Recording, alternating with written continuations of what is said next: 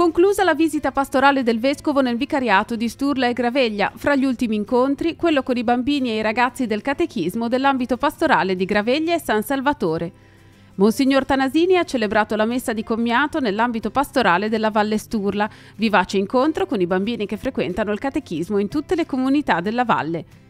Al termine della visita nell'ambito pastorale di Carasco, l'invito del Vescovo: trasformare le comunità in città sul monte, il cammino di comunione come opportunità di crescita. Dare priorità alla persona e non al profitto è l'appello del Vescovo durante la messa per San Giuseppe dedicata ai lavoratori. Monsignor Tanasini ha invitato a trovare formule per sostenere l'occupazione. La Quaresima è un tempo di luce, così il Vescovo nella giornata delle cantorie dei ministeri laicali. Lo splendore di Dio passa anche attraverso la liturgia, ha spiegato in cattedrale a Chiavari. Il Forum delle associazioni familiari invita i candidati a sindaco del Tiguglio ad attuare politiche pro family.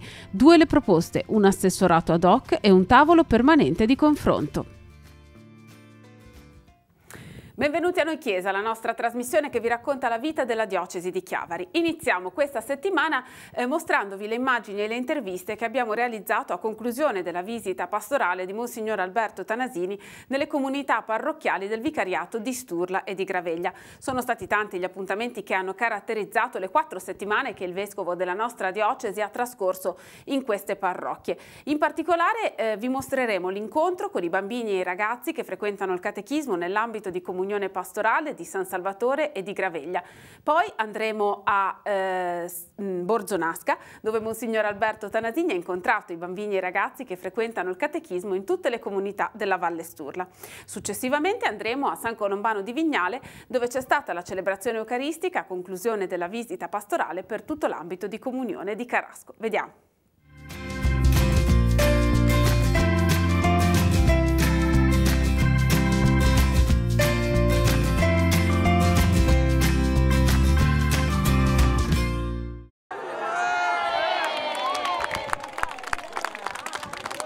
Il numero 50 sulla schiena, come gli anni di sacerdozio appena compiuti, sul davanti il simbolo della pace e l'acronimo SPGR, che sta per ambito pastorale di San Salvatore, Paggi, Graveglia e Rivarola. È una maglietta, dono che viene consegnata tradizionalmente alla fine dei campi estivi, quello che i ragazzi e i bambini del catechismo delle parrocchie della zona d'ambito hanno voluto regalare al Vescovo, che li ha incontrati al villaggio del ragazzo di San Salvatore di Cogorno nel cammino della visita pastorale. Ma abbiamo preparato questo momento di incontro con il Vescovo da un po' di settimane e i bambini sono molto contenti perché è una cosa nuova, non l'avevano ancora incontrato e quindi sono molto felici qui al campo sportivo al villaggio di vederlo e sono molto entusiasti. Capita spesso che i diversi bambini delle diverse parrocchie si incontrino per vivere insieme questi momenti? In verità no, perché per esempio con la parrocchia di San Salvatore riguardo ai bambini catechismo capita raramente di vedersi e quindi questa occasione di visita pastorale è proprio un'occasione per vedersi e incontrare gli altri bambini. Il Vescovo ha sottolineato la differenza rispetto a un percorso di qualche anno fa, la differenza rispetto al percorso forse troppo legato alla scuola. Ha ricordato ai ragazzi, anche se loro hanno fatto un certo percorso già nel cammino diocesano del catechismo, che prima era il catechismo di prima media, di seconda media, di terza media, adesso si vuole dare proprio una dimensione comunitaria e quindi essere discepoli cosa vuol dire? Vuol dire mettere al centro Gesù, essere capaci di stare con Lui e di seguire Lui, perché come c'è scritto nel cammino diocesano del catechismo, noi non crediamo in Dio, crediamo nel Dio che Gesù ci ha rivelato e sono 2 cose profondamente diverse. Tanti momenti di incontro, di affetto nei confronti di Sua Eccellenza, i disegni dei bambini, la maglietta che gli avete regalato. Sì, il Vescovo è venuto anche nel nostro asilo parrocchiale a San Salvatore e c'era una bambina dell'asilo che è rimasta così colpita, soprattutto dal suo copricapo, che ha voluto fargli un disegno e gliel'ha regalato. E poi così è stato un momento di accoglienza molto festoso, secondo me bello, dove abbiamo fatto questo pensiero al Vescovo che è nato un po' insieme a tutti i catechisti. Una maglietta che è il ricordo che diamo tutti gli anni al campo, una maglietta particolare, il simbolo della pace, una sigla che dicesse il lavoro comune in tutte queste parrocchie e poi il suo nome con il 50 che è l'anniversario di ordinazione sacerdotale che ha festeggiato quest'anno. Dopo l'accoglienza, i ragazzi del catechismo si sono divisi per classi di appartenenza, elementari e medie. Le prime, i figli, hanno lavorato in gruppo per elaborare alcune domande che sono state poi fatte direttamente a Monsignor Tanasini. I ragazzi delle medie, invece, i discepoli, hanno dialogato faccia a faccia con il vescovo. Hanno preparato delle domande molto interessanti. Innanzitutto sono molto curiosi di sapere se al vescovo piace quello che fa, come è diventato vescovo, e poi una domanda che ha suggerito una bimba della comunità dei figli amati, che è molto interessante, vuole sapere come facciamo ad avere Gesù nel cuore, qual è il metodo migliore per avere Gesù nel cuore. Come hanno accolto il vescovo i ragazzi di questi bimbi? Direi molto bene, sono stati molto contenti, sono felici di questa bella giornata e sicuramente gli rimarrà qualcosa nel cuore in futuro. Quello vissuto al villaggio del ragazzo è stato il primo incontro di un cammino comunitario iniziato da poco, ma che sta già dando i primi frutti. È stato un bel momento di incontro per poter unificare un po' tutte queste parrocchie vicine, ma allo stesso tempo molto lontane. E è stata una bella mattinata, abbiamo accolto il vescovo cantando una bella canzone e è stato finora un bel momento. Un momento bello, un momento che è importante per le nostre comunità, e poi nel discorso di ambito dentro il vicariato l'input che ci ha dato il vescovo credo che sia fondamentale, perché quest'anno abbiamo un po' cominciato questo percorso con la comunità del post discepoli, quindi del post cresima, ma insieme con i ragazzi, i figli e con i discepoli non ci eravamo ancora incontrati, quindi penso che sia un po' l'inizio di un cammino che vogliamo fare insieme, perché è importante, ecco, scoprire che anche altri fanno lo stesso cammino e insieme ci si aiuta e si cresce. Il numero ha anche la sua importanza, anche se non è fondamentale. Ecco, quanti sono i ragazzi che insieme hanno vissuto questo momento?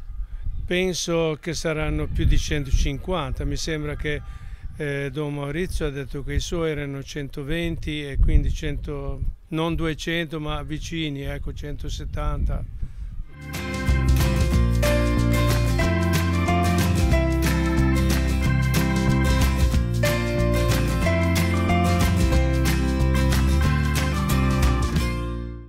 Con l'invito a far risplendere la luce che ciascuno ha dentro, Monsignor Alberto Tanasini ha salutato le parrocchie dell'ambito pastorale di Borzonasca e di Mezzanego a conclusione della visita pastorale, un invito mutuato dalla liturgia e dal Vangelo della Trasfigurazione, commentato da Monsignor Tanasini nella Santa Messa a conclusione della visita. Ma direi che è stata un po' particolare questa visita del Vescovo, in quanto non è stata la solita visita a cui siamo abituati. Il nostro Vescovo ha incontrato i vari consigli pastorali, i consigli per gli affari economici, ha incontrato i ragazzi giovanissimi e oggi ha incontrato anche i nostri ragazzi del catechismo. Poi ha fatto anche degli altri incontri. Direi che è stata sicuramente una cosa bella, perché la sua presenza è sempre una presenza di valore nelle nostre comunità, è una presenza che afferma la presenza del pastore in mezzo a noi, quindi direi che è andato bene e la gente ha accolto volentieri, ecco, il nostro Vescovo.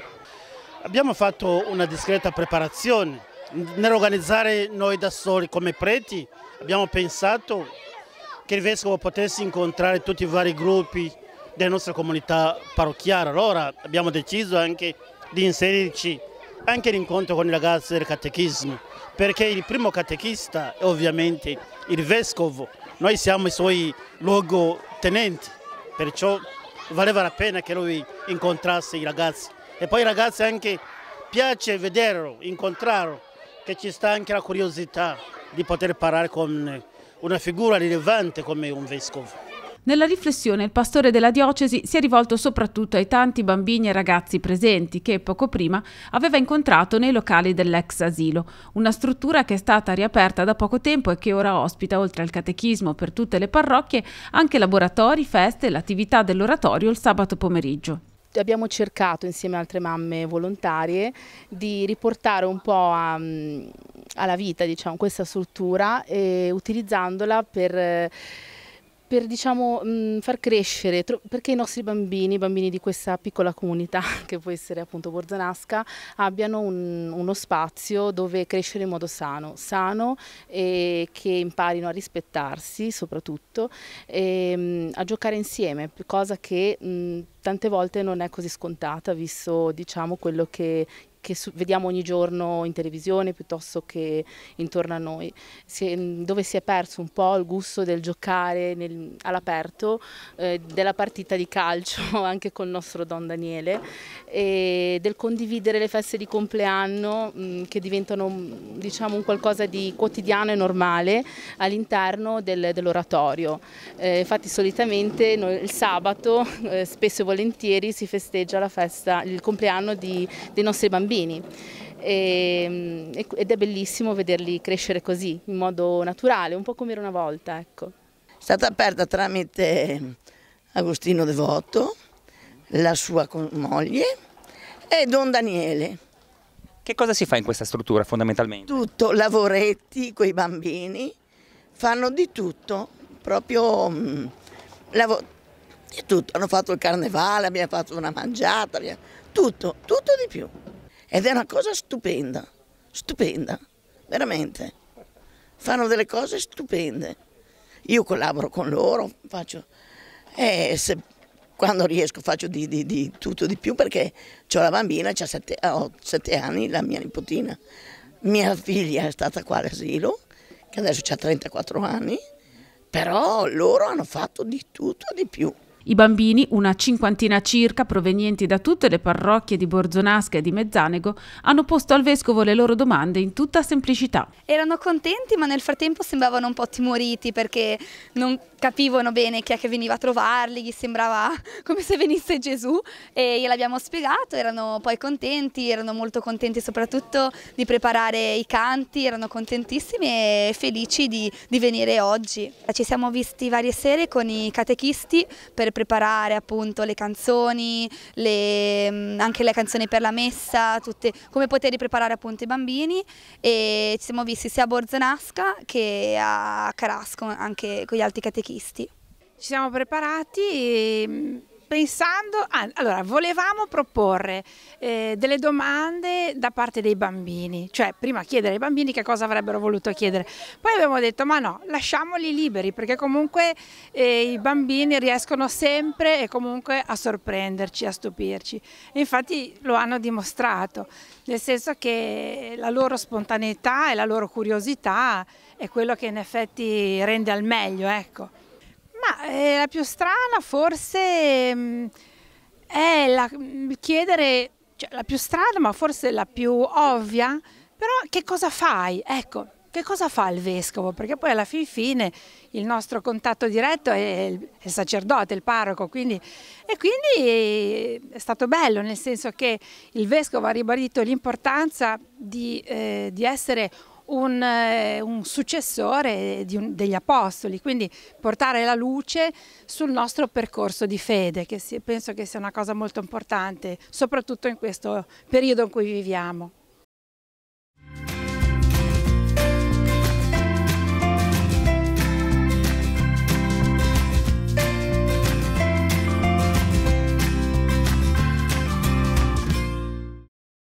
Con un invito a vivere lo spirito dell'ambito di comunione, il vescovo ha salutato i fedeli delle parrocchie della zona pastorale di Carasco, riuniti nella celebrazione dell'Eucaristia a San Colombano di Vignale, ciascuno per la sua parte tenuto a rinvigorire il proprio impegno. Ci siamo detti fin dall'inizio quello che ci sembrava fosse il cuore, ci sembra sia il cuore della visita pastorale, che non è semplicemente il vescovo che viene incontro a noi, come il pastore della comunità diocesana, ma è lo stesso, attraverso di lui, è lo stesso Gesù Cristo che viene incontro a noi come pastore. E penso che questo sia il cuore profondo di questa visita pastorale. E quindi in questo senso il cercare di capire, di mettere insieme, e poi tutto da sviluppare qui ancora perché abbiamo iniziato da un anno, ma è tutto in divenire, l'ambito di comunione, la presenza del Vescovo in questo senso ci ha dato una mano a capire come sviluppare questo ambito di comunione. È solo fare delle cose e invece scoprire che la comunione, ce l'ha ricordato più volte il nostro Vescovo, anche nell'omelia della messa di questa mattina, con la quale chiudeva questo tempo di visita nel nostro ambito e anche nell'ambito di tutto il vicariato. E cioè essere in comunione vuol dire stare con Cristo. Allora è bella la visita pastorale, perché al di là di fare delle cose che bisogna pur fare, no? Ma queste cose che si fanno sapendo che è per entrare in comunione con il Signore. Allora, vedere i ragazzi, ma cosa serve che il Vescovo veda i ragazzi? È perché insieme con Lui entriamo in comunione con il Signore, sperimentare che dove 2 o 3 sono uniti nel mio nome, io sono in mezzo a loro. E questo è stato bello per noi, nelle cose semplici, no? Più persone me l'hanno detto, mi hanno detto, ma non abbiamo fatto grandi cose in questa visita pastorale come abbiamo fatto in quella precedente, no? Però è stato bello anche il modo con cui il Vescovo ci ha parlato, è stato in mezzo a noi, alcuni dei consigli per affari economici e altri dei catechisti. E veramente questo, in un certo modo, il Signore ci ha fatto questo regalo, che io e anche, ripeto, molti altri abbiamo sentito così. Come dire, questo è il cuore e poi il resto va bene, ma allora in questo cuore, che è poter vedere che il Signore ci ama e che la Chiesa è il luogo nel quale questa comunione di amore tra la Trinità e la sua Chiesa e noi si fa concreta. E il Vescovo è stato questa concretezza per noi di questo amore, che nuovamente ci è stato rinnovato. Le difficoltà sono comuni a molte diocesi italiane, le parrocchie non devono sentirsi mortificate, ha spiegato Monsignor Tanasini, ma trarre forza da questa nuova realtà rinvigorendo il cammino comune. Un po' come il Vescovo ci ha ricordato, sarebbe importante fare comunità e all'oggi comunque è difficile dedicare tempo perché ognuno corre dietro alle proprie cose, è proprio quello che manca, quel tempo che è già poco, in realtà poi con difficoltà lo dedichiamo alla comunità. Mi rendo conto che è la difficoltà più grossa, nel mio piccolo e poi credo forse un po' per tutti, forse bisognerebbe imparare a fare questo. Riuscire a ritagliarsi un tempo anche per la propria comunità. La comunità. C'è chi riesce forse meglio, ma ecco, mi rendo conto che dovremmo imparare, e parlo per me, prima di tutto questo, il tempo. In ogni caso il fatto che il Vescovo venga in qualche modo quantomeno richiama. Esatto, richiama anche a questo, anche se poi, esatto, anche il fatto dei giovani in chiesa, ci rendiamo conto prima di tutto come genitori che è davvero difficile aiutare i nostri figli a fare questo. È stato secondo me un momento molto bello e a conclusione proprio di questo tempo che lui ha voluto trascorrere con noi. E, non so, come avesse voluto mettere un po' un sigillo, no? a questo cammino, un timbro a questo cammino che ci invita a compiere. Io penso che sia un dono di Dio anche questa questione dell'ambito, perché veramente in questo tempo è giunto il momento che le comunità camminino insieme, perché come ci ha ricordato il Vescovo e come abbiamo anche potuto constatare con i nostri occhi, le comunità da sole riescono a fare poco, sia a livello economico, anche a livello, diciamo, di organizzare dei momenti, quindi è bello che si possa unire le forze ed è ancora una condivisione più forte, ecco. E noi peraltro siamo anche fortunati perché abbiamo 2 pastori che ci seguono, ci hanno accolto, ci stanno vicino a tutte indistintamente, quindi ecco, noi abbiamo una marcia in più se vogliamo, però di questo dobbiamo ringraziare il Signore, ecco. E mi sembrava anche giusto appunto in risposta, ecco, dare la nostra disponibilità, essere aperti a questa occasione che ci è stata proposta.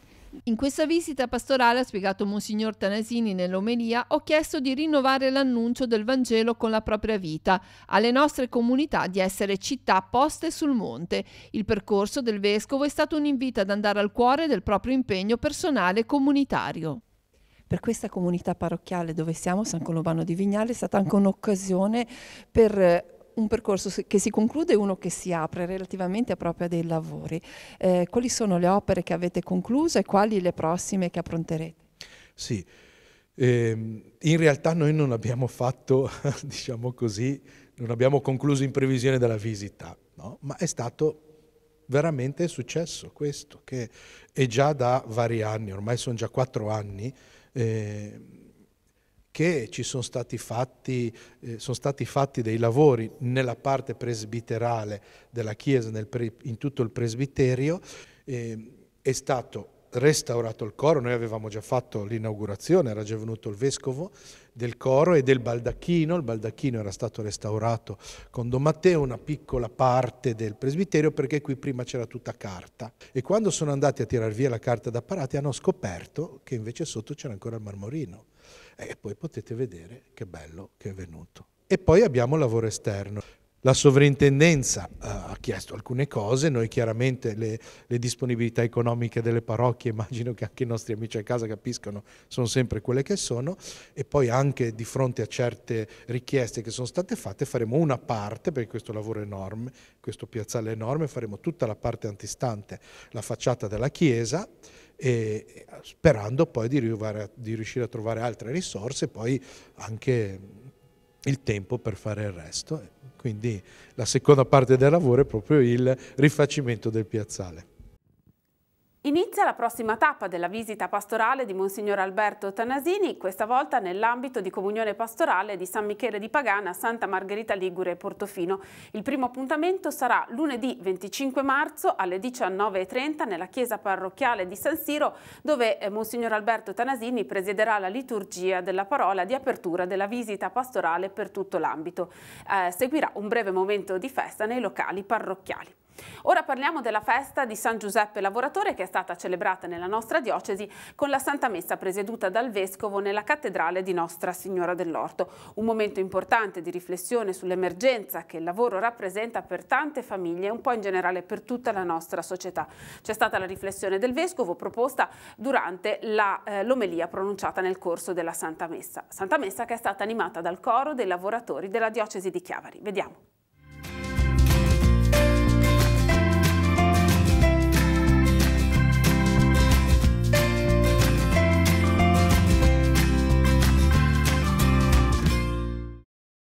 Nella celebrazione dedicata a tutti i lavoratori del territorio della diocesi, il Vescovo Alberto Tanasini ha sottolineato la necessità di una svolta nel mondo del lavoro, con l'auspicio che sia capace di dare attenzione alle persone con uno sguardo nuovo, piuttosto che mettere al primo posto il profitto. Il pastore della diocesi ha parlato di esperienze in atto dove l'aver dato priorità ai dipendenti ha portato al progresso e alla crescita dell'azienda, oltre che ad un clima di umanità tra le persone che ne fanno parte. È una sfida, ha detto il Vescovo, al criterio odierno di ottenere il massimo profitto a scapito degli uomini. Dal Vescovo anche una riflessione sulla responsabilità sociale dell'impresa che si declina, ha detto, su molti versanti. Assumere l'impegno di trovare forme che facilitino l'ingresso nel mondo del lavoro contribuirebbe certamente a moltiplicare quel patrimonio umano che porta alla vera crescita di una società. Che ci sia bisogno di lavoro come una delle prime dignità dell'uomo fondamentali, lo sappiamo, ed è un dolore, un dramma per tante persone che non hanno il lavoro sufficiente, e bisogna imparare a condividere questa possibilità, perché condividere il lavoro è più che condividere il pane, perché è un pane importante per la coscienza delle persone, per la consapevolezza di se stessi, per le loro famiglie. Più ancora si può stare a stomaco vuoto un po' di tempo, ma senza lavoro credo che sia davvero terribile. Ai giovani vorrei dire di meditare un po' la figura di San Giuseppe, un uomo che ha detto un suo sì e che nel suo sì umile è riuscito a esprimere Gesù, a far servizio a Gesù. Questo è un po' il discorso. Ora, di questo principio che mi ha colpito tanto, vorrei che i giovani prendessero, ma ho già visto anche di quelle manifestazioni che hanno fatto ultimamente, ma che prendano coscienza del loro essere e anche essere lavoro per il bene degli altri. Questo. È un momento però difficile, no? Soprattutto per trovare il lavoro. È un momento difficile per trovarlo, ma bisognerebbe che chi sente questo desiderio di mettersi insieme per poter produrre il lavoro, perché c'è, insieme però, non da soli, insieme per trovare lavoro. La liturgia è stata animata dal coro dei lavoratori della diocesi di Chiavari, nato inizialmente da un gruppo di dipendenti fincantieri. Questo coro è nato inizialmente da un'idea in Fincantieri dove noi lavoriamo con un gruppo di persone, devo dire che eravamo state introdotte a questa idea, c'era Don Pessagno che appunto aveva piacere che un coro proprio di lavoratori animasse la celebrazione che Sua Eccellenza veniva a fare in cantiere, e poi è nata, anche se questa esperienza si è allargata alla messa dei lavoratori, e abbiamo trovato altri amici, direi di chiamarli ormai così, che lavorando in altre realtà, avendo tutti la stessa passione per la musica, abbiamo iniziato questo coro di lavoratori. Siete arrivati fino in cattedrale. E siamo arrivati fino in cattedrale, sì. Siete stati bravissimi. Grazie.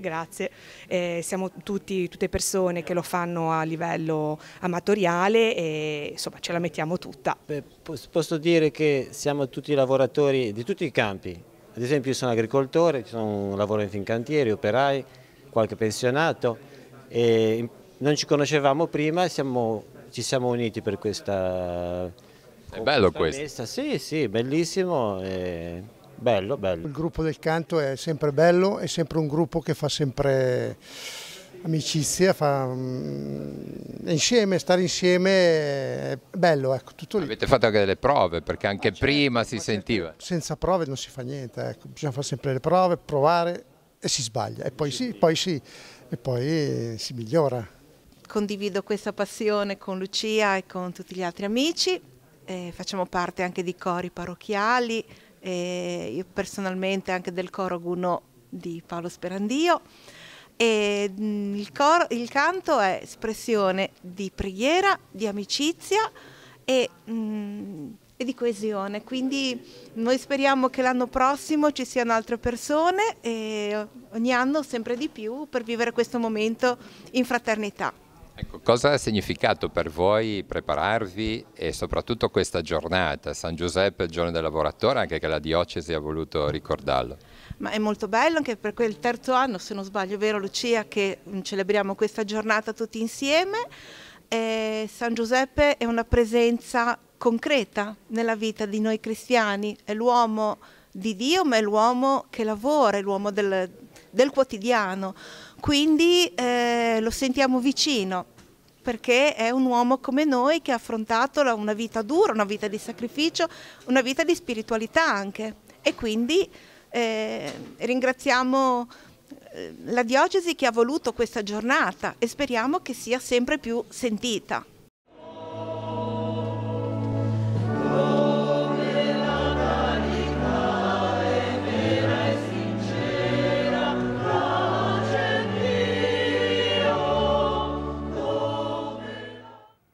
E sempre nella cattedrale di Nostra Signora dell'Orto si è svolta la giornata diocesana annuale per i ministeri laicali e le cantorie. Sono stati istituiti nuovi ministri straordinari della comunione e nuovi lettori che hanno seguito il percorso di formazione nei vari vicariati.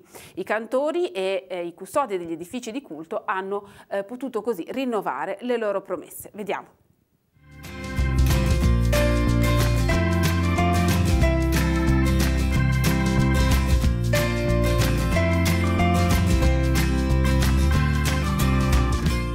La Quaresima è un tempo per far brillare la luce di Dio che è in ogni persona. Nella giornata delle cantorie dei ministeri laicali, il Vescovo invita non alla mortificazione e alla penitenza, ma ad un cammino di lode e di bellezza che deve emergere. Un momento di trasfigurazione, come si evince dal Vangelo domenicale, che può realizzarsi anche nella pacatezza di ogni giorno e che impegna tutti a desiderare questa luce, anche l'intera Chiesa, nonostante difficoltà e momenti bui. Il Vescovo pensa dunque alla liturgia come ad un'occasione per diffondere lo splendore nella preghiera e si rivolge a coloro che in cattedrale ricevono un ministero, li chiama strumenti di trasfigurazione, come i lettori che proclameranno la parola. Non è semplicemente leggere un testo, ma è un momento sacramentale. La parola che risuona e che noi chiediamo tocchi i cuori. Sia davvero, come dice la lettera agli Ebrei, quella spada che entra nel profondo dell'anima. Leggere bene non vuol dire semplicemente leggere correttamente, ma vuol dire emettere un atto di fede. Monsignor Tanasini chiama poi i cantori che nella liturgia aiuteranno a lodare il Signore. A fare in modo che la liturgia sia davvero un momento di lode, che trasfigura, che eleva, che aiuta. Non si sostituisce alla preghiera, ma è preghiera. Il Vescovo non dimentica i sacristi e gli addetti al culto, un compito che può sembrare molto umile e invece fondamentale. Custodire la Chiesa vuol dire compiere un atto che ci aiuti a stare nella casa di Dio come nella casa del cielo. Infine, nel corso della celebrazione, il Vescovo ha conferito il mandato ai ministri straordinari della Comunione, 12 persone provenienti dalle varie parrocchie della diocesi. Il Forum delle associazioni familiari nel nostro territorio si sta preparando a vivere l'appuntamento con le elezioni amministrative che saranno in tutta Italia il prossimo 26 di maggio in concomitanza con le elezioni europee. Proprio in vista di questo appuntamento a livello nazionale viene proposto a tutti i candidati alla carica di sindaco di sottoscrivere un documento che è stato preparato appunto dal Forum in cui vengono elencate alcune proposte concrete. Ai candidati viene chiesto di prendersi un impegno nell'imminenza della competizione elettorale proprio a sostegno della famiglia. Sentiamo.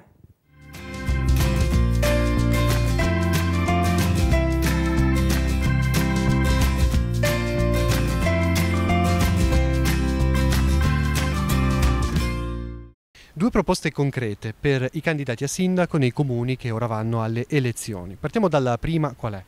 La prima è quella di creare un assessorato alla famiglia. Se poi il candidato sindaco ritiene di creare un assessorato ai servizi sociali alla famiglia, a noi va benissimo. L'importante è che si comprenda da parte delle amministrazioni comunali che l'assessorato ai servizi sociali è lì per dar risoluzione, tamponare, mentre un assessorato alla famiglia mette in campo politiche pro family per prevenire il disagio, povertà e quant'altro. Nei pochi comuni italiani dove questo è stato fatto, che benefici ha portato? Beh, prima di tutto una speranza, soprattutto alle famiglie giovani. Difatti l'indice di natalità, l'inverno demografico come lo chiamiamo noi, ha trovato una soluzione. Si arriva ad avere, direi, a raggiungere il famoso 2 figli per famiglia, che è quello che tutti auspicano. Qual è la seconda proposta invece? La seconda proposta è quella di creare dei tavoli di ascolto, confronto, collaborazione, in modo da affrontare tutti i problemi che riguardano l'ampio spettro di problemi della famiglia. Penso natalità, educazione, rapporti famiglia-scuola, anziani, sport. Ecco, su questi tavoli noi abbiamo esperienze ormai ventennali in comuni che chiamiamo virtuosi italiani e abbiamo esperienze delle nostre associazioni che possono essere portate e adottate, oppure possiamo anche rispondere a dei bisogni, a delle richieste da parte dei comuni per fare noi delle proposte su loro bisogni intercettati con i servizi sociali. Ad oggi quanti candidati vi hanno accolto? Dunque è faticoso il raggiungere i candidati, comunque le nostre associazioni ci stanno dando una mano, ne abbiamo raggiunti già una mezza dozzina, hanno già firmato il manifesto 4 candidati sindaci. Se ci sono degli ostacoli per attuare ad esempio l'assessorato alla famiglia o il tavolo, voi che cosa rispondete? Se ci sono difficoltà noi privilegiamo il dialogo, riteniamo che con pazienza, perché dialogando ci si conosce, direi la conoscenza porta alla stima e quindi gutta cavallapidem pensiamo piano piano con i tempi necessari di trovare soluzione anche nei casi di, direi, resistenze che troviamo. Nel Tigullio ci sono già esperienze di tavoli?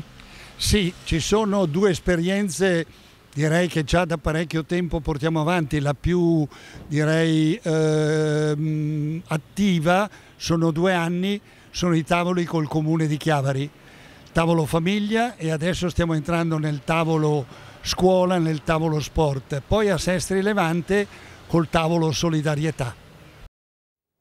Terminiamo così il nostro appuntamento settimanale con Noi Chiesa, il nostro viaggio alla scoperta della vita della diocesi di Chiavari.